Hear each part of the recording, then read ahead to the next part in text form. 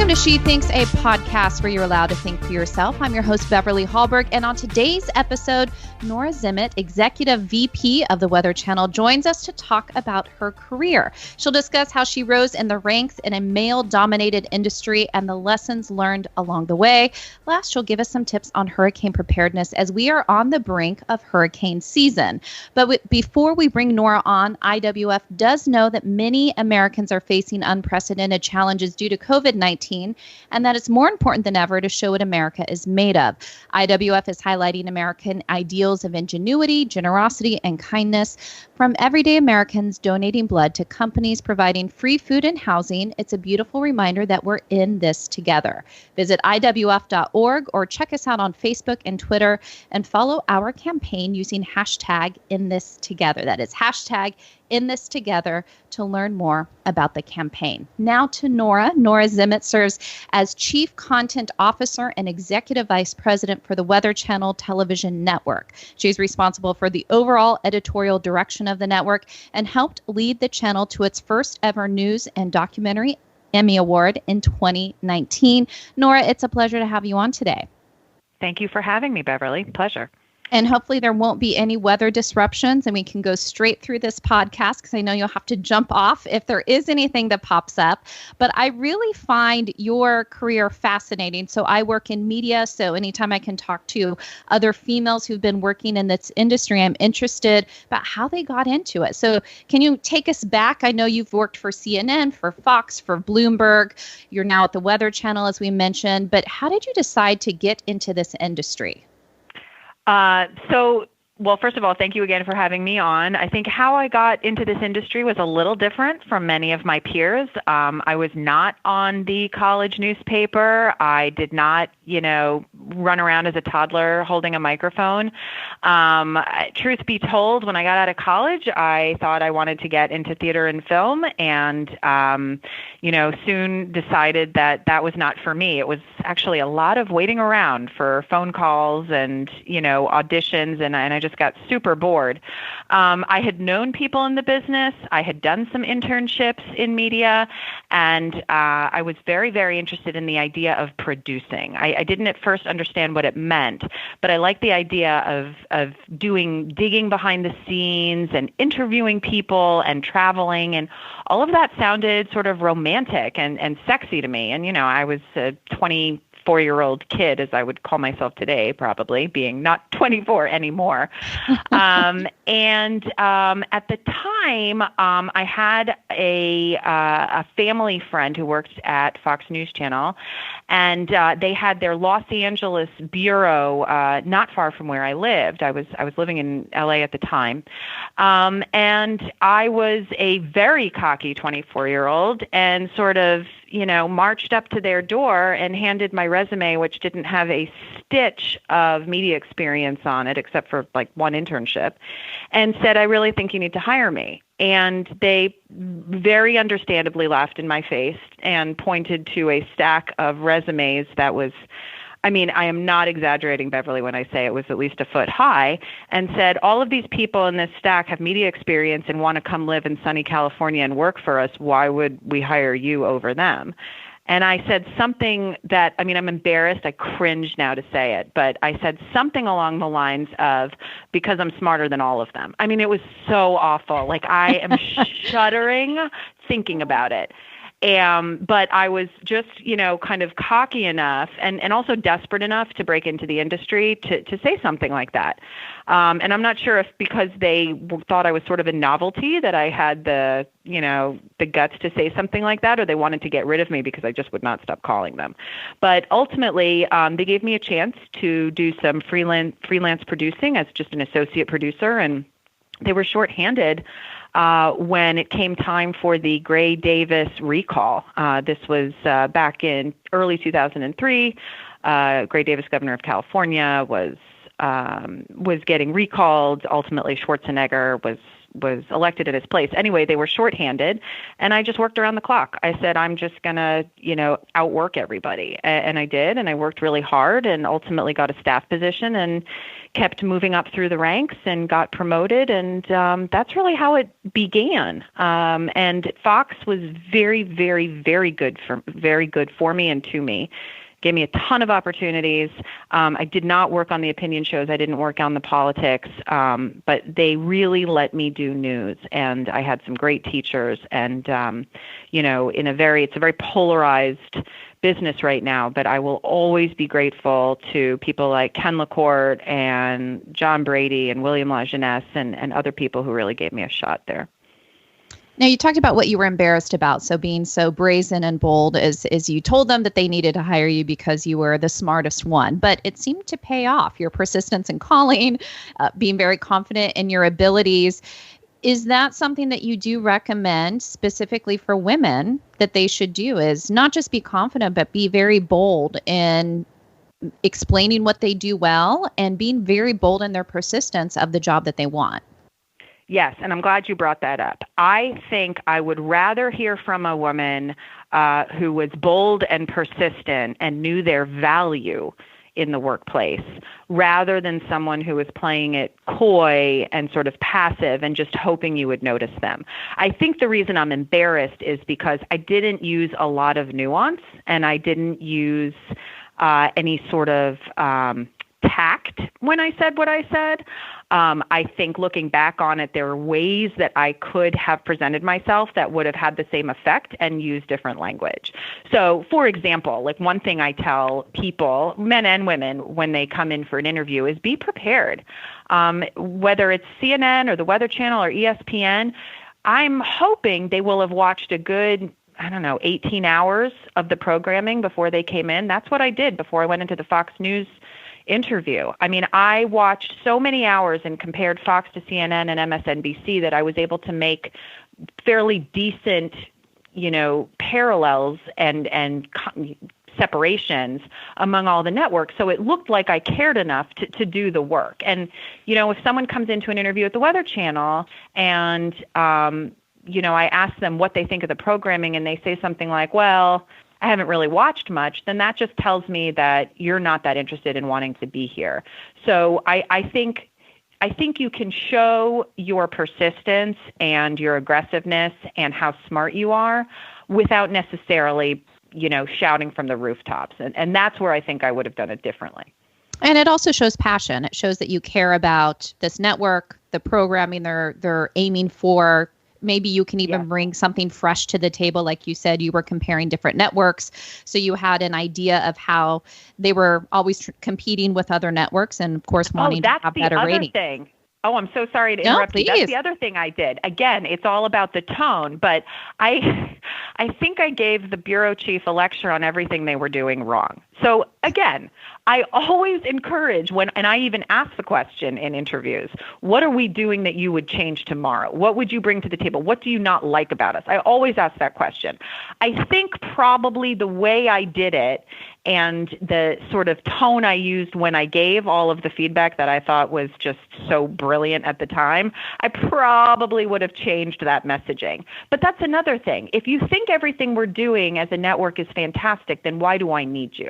I am much more interested in hiring someone who will tell me the opportunity I have to make something better and why their ideas matter than the other way around, just advocating for what we're already doing. I recently hired a woman to be an executive producer of a new social media platform we are doing called Pattern, which we're super excited about.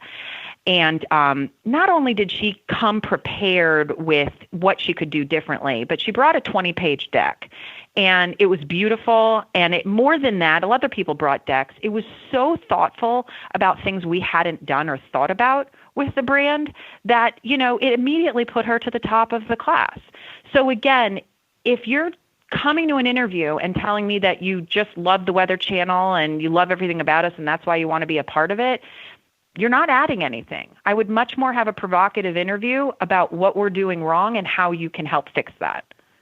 And would you say that one of the challenges you have even in your role today is that the media landscape has changed so much, even just from a technological aspect?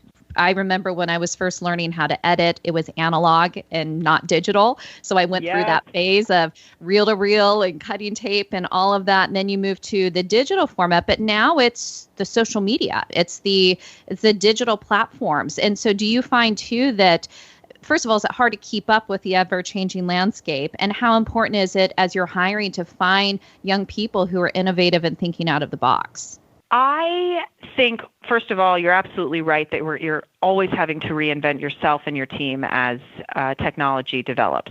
One of the bleeding edge pieces of technology that we're working on, and it's hard to be alone when you're at the bleeding edge because you don't really have anybody to learn from, is this immersive mixed reality that we've won some awards for with regards to creating these very dynamic, elaborate 3D weather experiences in the studio using the Unreal Engine that's used by video games. So even that kind of technology, we've given up just looking internally in the U.S. We've had to look overseas for the correct talent.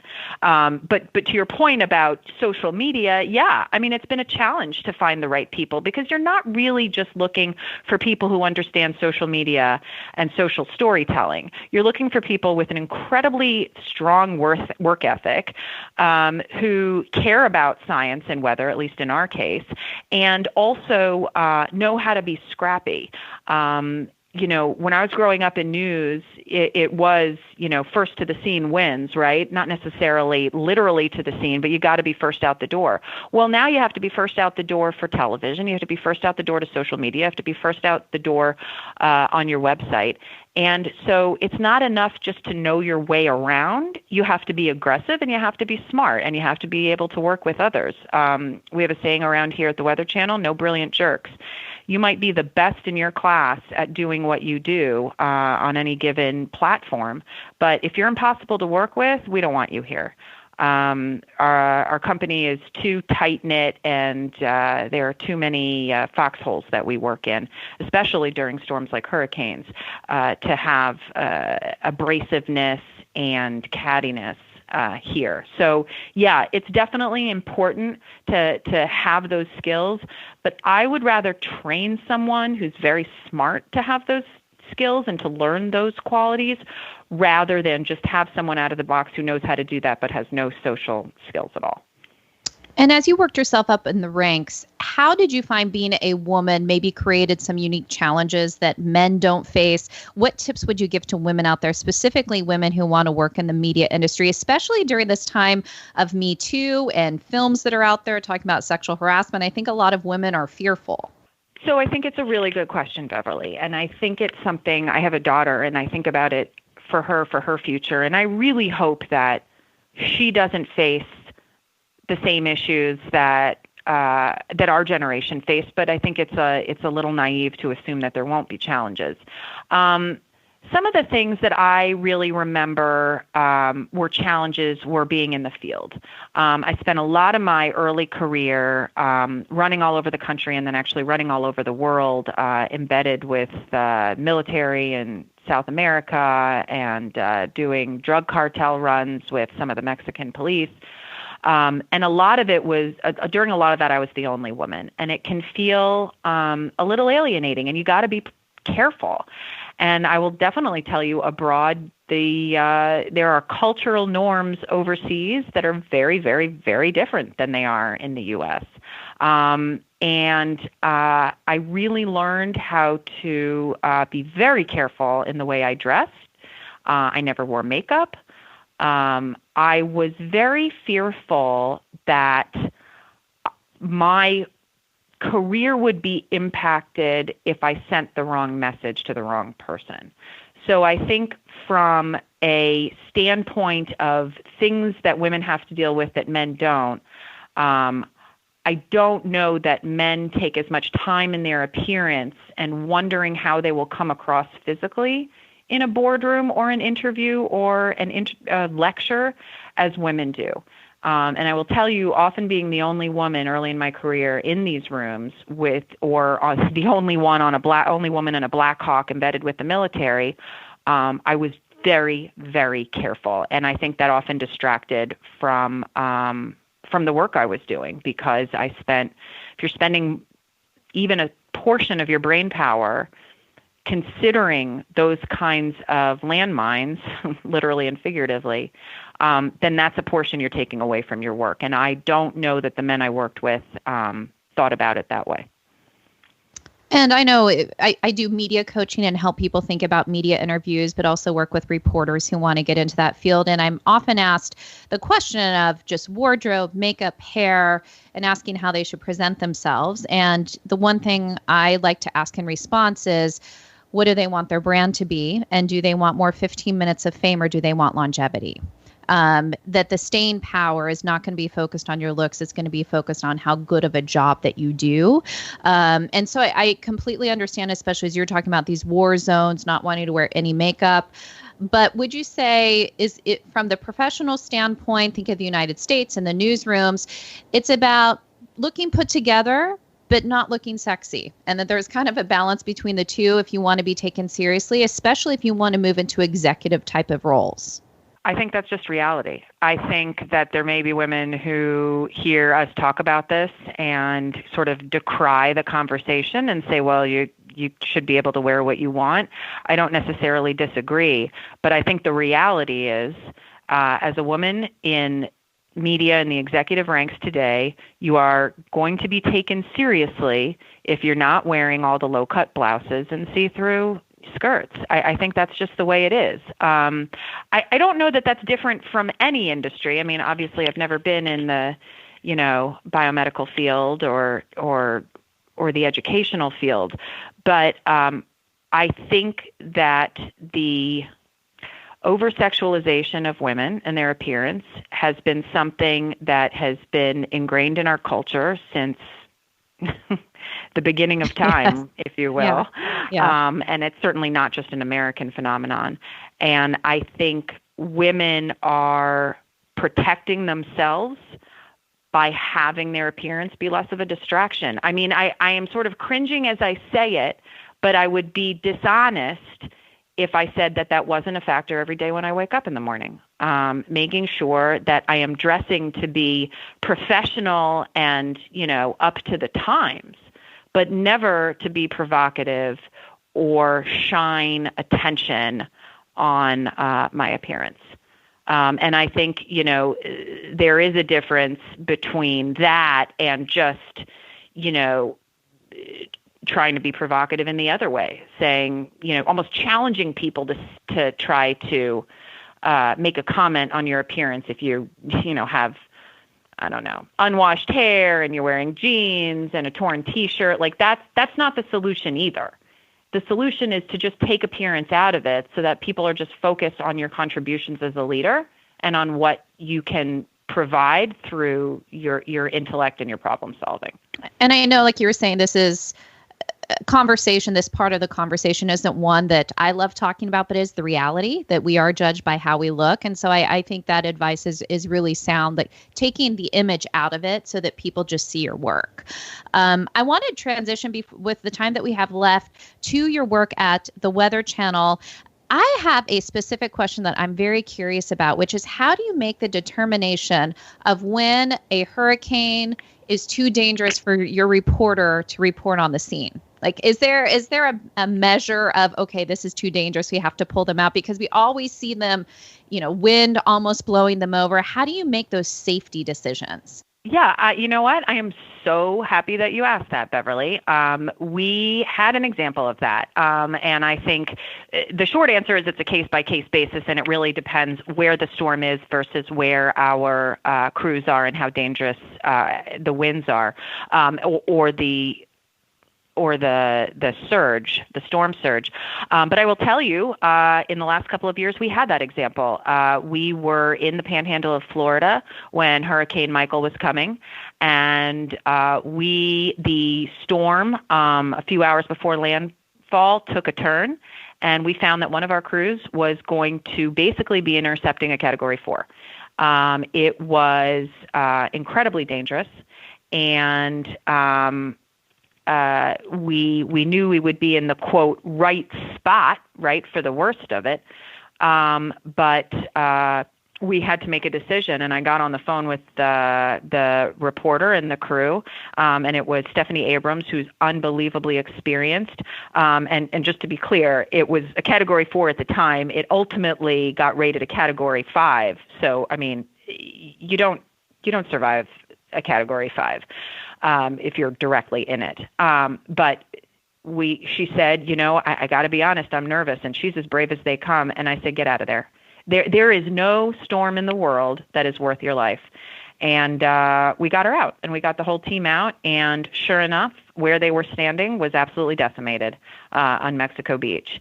And there were a few reporters who were able to stay off the beach in some high rises that were much stronger and better fortified, but we were on the beach. And we got her out of there. And my feeling is our purpose is to protect and save lives at the Weather Channel. And I firmly believe that we do that by showing people the dangerous conditions on the ground so that they know not to be there. That said, the goal is never to get so close to a storm to risk our own staff's personal health and safety. And so, we will never be in a position to get that close. And if we find ourselves, as we did in Hurricane Michael, too close, then we get out. The shot's never worth it. There's no award that's worth it. There's no rating that's worth it. It will never be worth it. And then final question for you as we are approaching hurricane season. One of the things that I have found that's been popping up more and more is people who want to spread misinformation about storms, that could be photoshopping sharks in the streets, and then people are terrified to go out in the streets because of that. Obviously, people can go directly to the Weather Channel for information, either the broadcast channel or social media. But how do people protect themselves, not just in the day-to-day, how do you protect yourself or prepare yourself for a hurricane, but often the misinformation that is out there? It's a great question. And I think a lot of people get fooled, and sometimes news organizations get fooled. I would suggest to people, as exciting and enticing as it can be to, grab onto a Twitter handle and just follow everything and take everything as gospel, only read the trusted sources. Read the news organizations you trust. Read the NHC, the National Hurricane Center, and NOAA and the NWS and the other government authorities whose job it is to communicate the facts. It is such an old trope of, trust your source or consider the source, but it's really true in this situation, especially when it comes down to life and death situations such as a hurricane. So my best advice is, of course, always watch and listen to the Weather Channel. But in addition, there are government agencies that should be trusted, certain local news outlets that, obviously have dealt with this before in hurricane-prone regions, and just make sure you consider the source. And if you see that tired old image of the shark swimming down Main Street, I can assure you it is more than likely not real. Yeah, if anything is especially odd or terrifying and you found it on Twitter, it probably is not a true image. I think those are words to live by, Beverly. Yes. Yeah. And like you said, people should just follow the Weather Channel if there's any concerns about what is going on. But we really appreciate you coming on here and talking about women in the media and your own background and experience, and really helpful tips to give aspiring young journalists out there and give them tips on how they can get that job and move up in their career. So Nora, thank you so much. Thank you, Beverly. I've so enjoyed the conversation today. I appreciate it. And thank you for joining us. We wanted to remind you that IWF's latest policy focus is on climate change. You can find it at IWF.org. And before you go, one more thing. IWF relies on the generosity of supporters like you. So thank you. An investment in IWF fuels our efforts to enhance freedom, opportunity, and well-being for all Americans. Please consider making a small donation to IWF by visiting IWF.org/donate. That is IWF.org/donate. Last, if you enjoyed this episode of She Thinks, do leave us a rating or review on iTunes. It does help. And we'd love it if you shared this episode so your friends know where they can find more She Thinks. From all of us here at Independent Women's Forum, thanks for listening.